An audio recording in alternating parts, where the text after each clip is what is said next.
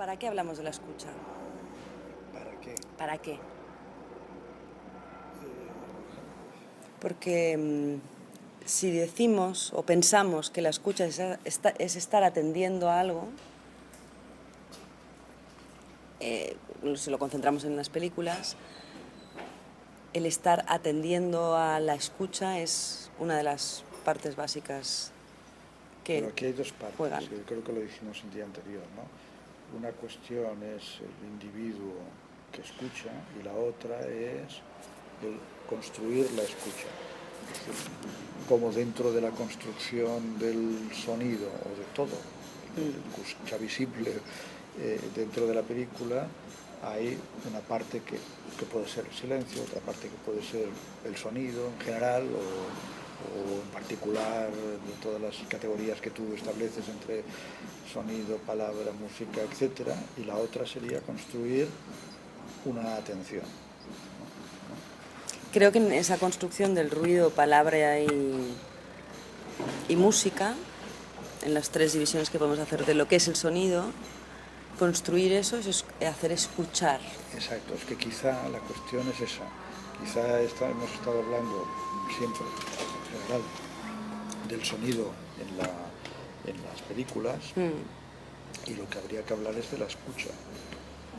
Es decir, toda la parte del referente al sonido, si dividimos entre sonido e imagen, toda la parte del sonido sería la construcción de una escucha.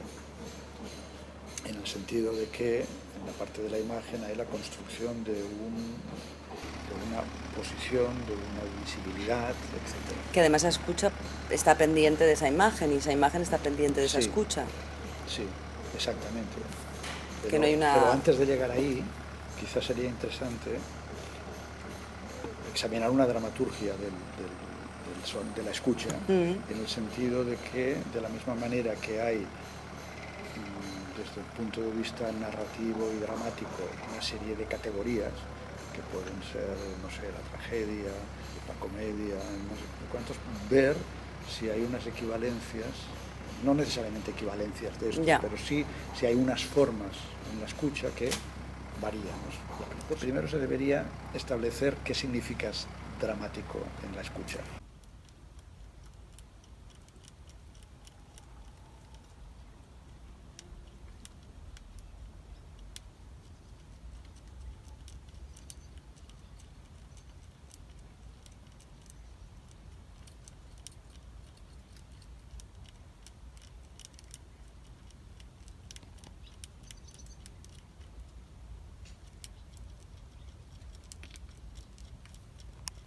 Pero, ¿qué pasa con toda la construcción? Con toda la construcción de la palabra, el sonido, el ruido, el silencio, etcétera, etcétera. Si lo contemplamos como escucha, quiere decir que estamos haciendo todo eso muy activo, evidentemente. Pero incluso activo más allá de la cuestión más sensorial, en el sentido de provocar unas emociones. Sí, ciertamente está para provocar unas emociones, pero también para provocar a lo mejor unas ideas, para provocar algo más, ¿no? Para seguir con la narrativa. Bien, todo eso, ¿cómo se construye? ¿Qué categorías hay allá? Y si tienen que ser dramáticas, cómicas, etcétera, vale, de acuerdo. A lo mejor hay otras.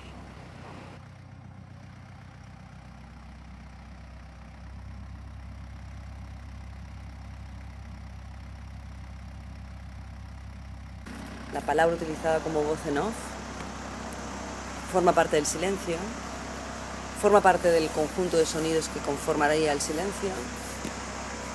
Y entonces, la escucha de esas palabras, con una imagen que puede tener que ver o puede no, pero la conjugación que se hace en una película de esas palabras, yo me pregunto, ¿será que el director o la directora ha querido escucharse a sí mismo a través de esas palabras puestas en imagen?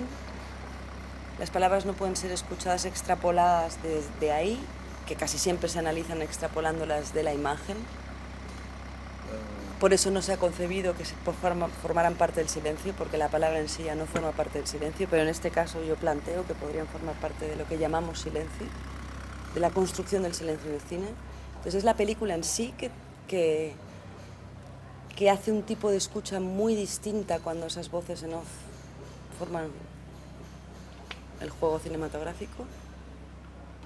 A ver, claro, la voz en off parece que sea es en off, es decir, siempre parece que esté fuera de la película, ¿no? Aunque como que desciende hasta la película desde otro ámbito, entonces sí podría ser el autor que está reflexionando encima de la película. En el caso de Marker, parece esto bastante obvio. Sin embargo, forman un conjunto con las imágenes, porque las imágenes inmediatamente se perciben de forma distinta, o incluso el off se percibe de forma distinta porque tiene unas imágenes, porque forman un conglomerado en ese sentido. Claro, tú dices que son silencio, en el sentido de que eliminan de alguna manera las capas de sonido que pueda haber en las propias imágenes. No eliminan nada. No eliminan, pero se superponen, es decir, juegan a la vez. Sí, pero muchas veces lo que hacen es arrinconarlas. Pero eso lo hace la percepción que tenemos, que cuando escuchamos una palabra, inmediatamente, como es lo consideramos tan importante, vamos a ella primero y dejamos atrás el pi del fondo. Claro, pero habría que ver hasta qué punto los propios actores no hacen eso, es decir, no pretenden eso. O al revés, si hay alguien que haya intentado hacer lo otro, es decir, que tú percibas las palabras en medio del sonido general. Seguramente hay. Es decir, que el sonido estoy pensando, sea la música, que vendría también, si no está ahí, que vendría también de otro nivel, del ruido de la calle, del ruido de no sé qué. Entonces el off se intentara meter ahí en medio, saliendo y entrando. Sí, pero Indian Song, por ejemplo, es muy así. Sí. Hay un momento que te pierdes escuchando las voces que ni las escuchas. Recuerdo que hay una película de Godard que empieza también en un mostrador y que los sonidos empiezan a entrar y a veces tapan el cual es. Pero bueno, pero bueno, la cuestión ahora, los ejemplos ya pueden salir, la cuestión ahora son estos problemas, ¿no? Es decir, ¿qué categoría tiene la voz en off en este conjunto? ¿Qué pasa cuando no está? Eso no lo sabemos porque podemos probarlo, quitar la voz en off, pero entonces ya no sería la construcción de la imagen establecida o pensada. Sí, pero me refiero que en lugar de pensar qué sucede con las películas que tienen off, podemos pensar qué sucede con las películas que no tienen. Para ver exactamente qué variación hay cuando hay el off, ¿no?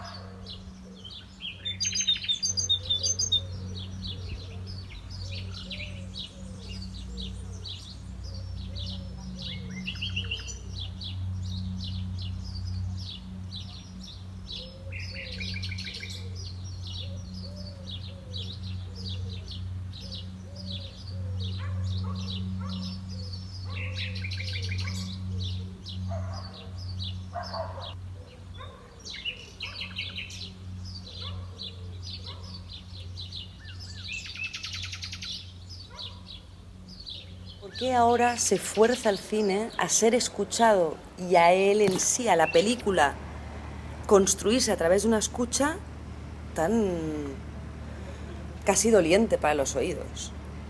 Sí, como en las sitcoms, en que es un diálogo continuo. Las peleas, o quema un coche y aparece no sé qué, y entonces... O sea que ¿Qué quiere decir que es redundante el sonido en este sentido? No sé si redundante, es tan súper precisísimo y quiere ser tan, supuestamente llamado real, esa explosión, que te lo ponen los decibelios, que lo construye desde un lugar que aún hace más ficción ese ruido que tú estás representando. Quiere ser realista, sí, es cierto. O sea, es hiperrealista. Normalmente son hiperrealistas, sobre todo estas películas de acción blockbuster construyen unos sonidos que no son reales en absoluto. Pero ya no por reales o no reales, porque da igual el sonido de una silla crujir cuando te sientas. Sí, claro, es que... No. Sí. pero muchas veces lo que se está creando es un primer plano del sonido. Entonces ahí la escucha es Bueno, pero por eso digo que... el eslabón que te lleva a ver esa película, en realidad. Vale, por eso digo que todo eso está construido para que se escuche, no es aleatorio. No. A menos que sea un sonido en directo sin ningún tipo de fabricación, y aún así habría que ver. Entonces, bueno, pues todo este concepto de construir la parte sonora, y una vez eso está claro, ver cómo forma un conjunto con la parte visible. Sí. Pues al final hay que llegar ahí. A la escucha visible. Sí. Pero para poder llegar ahí, primero hay que entender muy bien de qué categorías estamos hablando en el lado del sonido, porque aparte de estos tópicos, me parece que se haya teorizado mucho sobre ello, pero yo no sé, tampoco conozco tanto. Bueno, se ha teorizado, sí que lo sabes, Sion ha teorizado mucho y ha trabajado distintas... Bueno, ya, pero... bueno, o a mí me parece fantástico Altman cuando habla de que en realidad la pantalla en sí no tiene escucha, son los altavoces los que nos hacen escuchar. La última vez, no, la anterior, que pensamos en hacer lo que estamos haciendo, hablábamos de la voz como que se habla a sí misma. Es un autodiálogo la voz en la propia imagen. La voz... En off. En off. Sí, todo esto es voz en off. Por tanto, es una autoescucha que hace la película de sí misma, que a veces se utiliza ese tipo de autoescucha a sí misma, que ya no tanto es como una narración externa para el público, sino es una autoescucha de sí misma a través de esa voz. Como No, nada, que como las imágenes se autoescuchan y se modifican a través de esa voz. O sea, no es la imagen va primero y luego va la voz, sino que la voz es la que mueve la imagen y la va llevando. Vale, esta es la idea de Marker, de Bazin respecto a Marker. Ya Bazin, cuando habla de la Carta de Siberia como el primer film ensayo, etcétera, etcétera, está diciendo que Marker ha inventado un nuevo tipo de montaje que va del oído al ojo, en el sentido de que es la voz, ¿no?, la que está llevando la cuestión, y que el montaje está ahí, que la imagen le sigue. Esto no estoy demasiado de acuerdo. Pero estaba pensando en Sokurov, sería otro sí. Que ver. Claro, Sokurov muchas total. veces plantea las películas como si fueran sueños, sí. En el sentido de que la voz está... Pero ¿por qué siempre vamos a los sueños cuando pensamos que es la voz que...? ¿Por qué siempre nos tenemos que ir a lo onírico? Sí, por una razón, porque si decimos que sale de la voz, automáticamente, como la voz es muy subjetiva, nos da la impresión de que aquellos son imágenes subjetivas, no son imágenes de la realidad, que serían las que estarían ahí y que provocarían una narración sobre esa realidad. Hay algo distinto, que no es una narración, sino que es una elucubración, vale, un sentido... Entonces...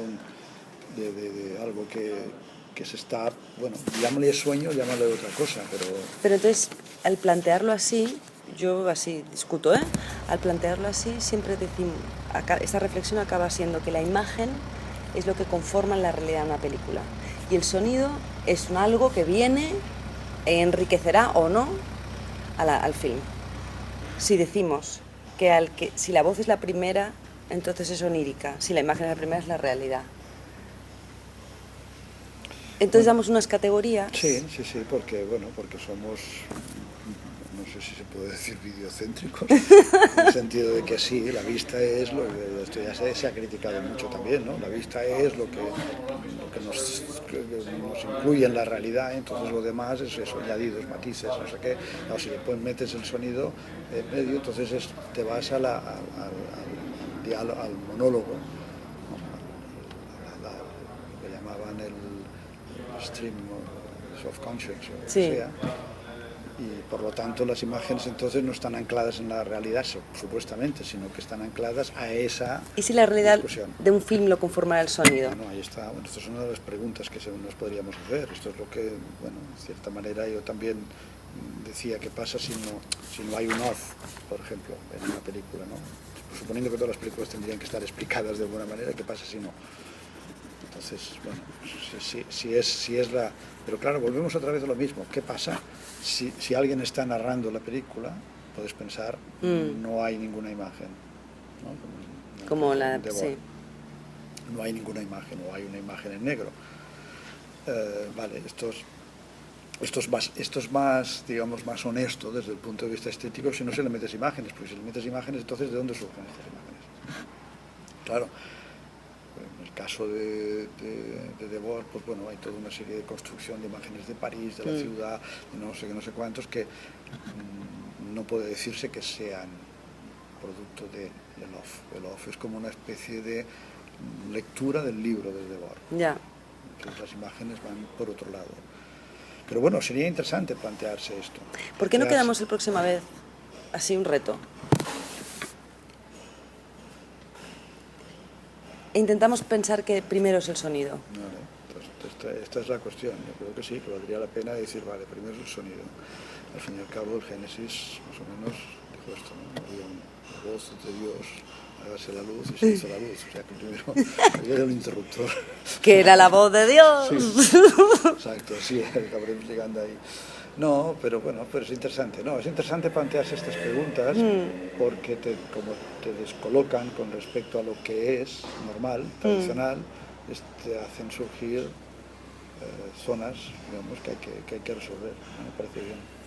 Podemos hacerlo a través de una película, incluso podemos escoger una película o no, ¿eh? Busquemos a ver si hay una película. No, indistintamente.